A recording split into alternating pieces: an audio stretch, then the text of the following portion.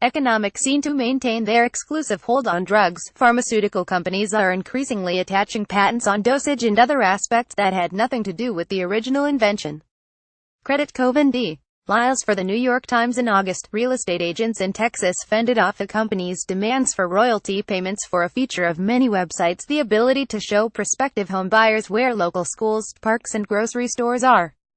Administrative law judges at the United States Patent and Trademark Office found that the patent claims were simply not valid. A few months before, in February, judges at the Patent Office put an end to Project Paperless, an attempt to extract royalties from small businesses using off-the-shelf scanners to scan documents to email. The litigants pressing for payment, the judges determined, had no right to the technology.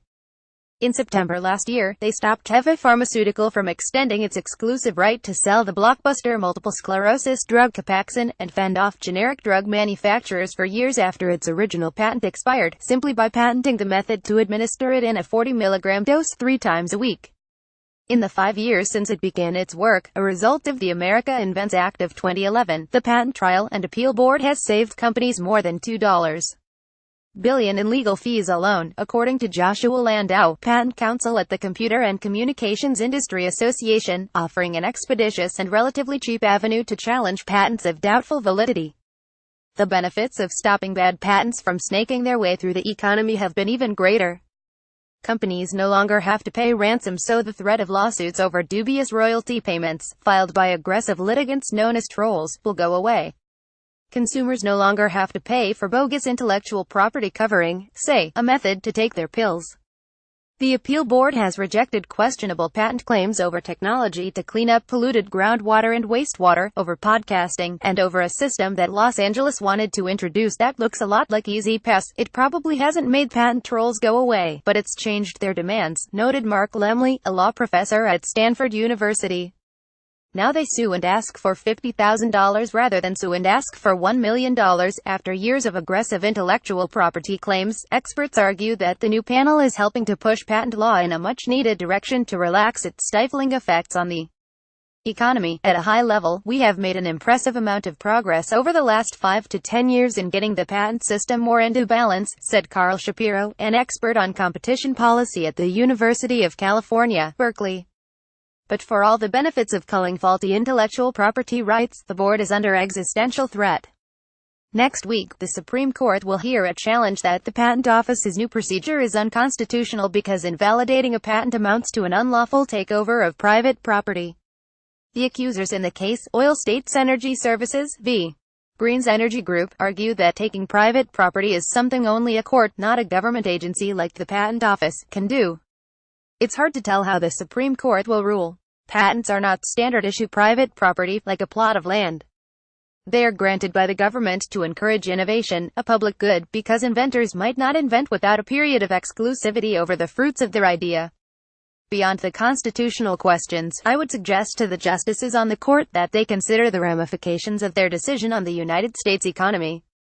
Charging royalties for ideas that are obvious or were concocted so long ago that they are already in the public domain, like making a call by touching numbers on your smartphone screen, or fastening your trousers with a zipper, exact a cost but provide no benefit.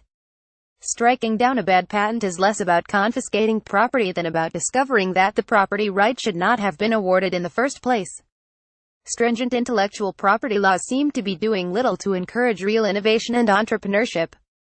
Indeed, an increasingly robust body of research finds that the gradual strengthening of patents has hindered innovation rather than foster it. The patents Teva was trying to uphold, which the Patent Office Tribunal shut down, were designed not to establish its exclusive rights over a new technology but to prolong its exclusive rights to an old one.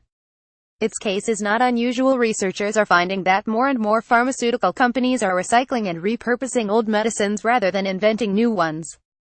Researchers at the University of California Hastings College of the Law found that 3/4 of the drugs associated with new patents in the records of the Food and Drug Administration were not new drugs coming on the market, but existing drugs.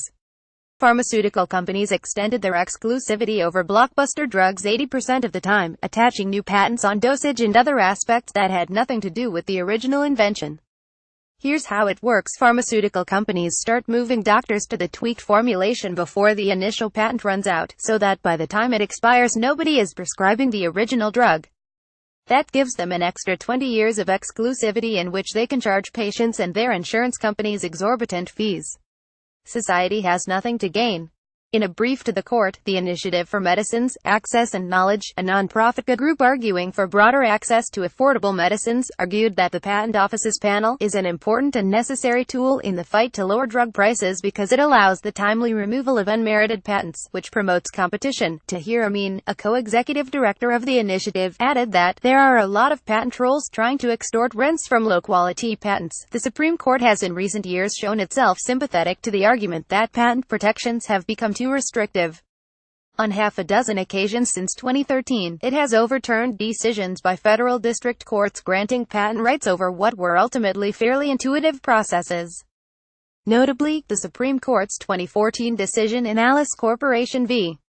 CLS Bank International held that where a patent claim is based on an abstract idea, which is not patentable, using generic computer implementation does not transform that idea into a patentable invention.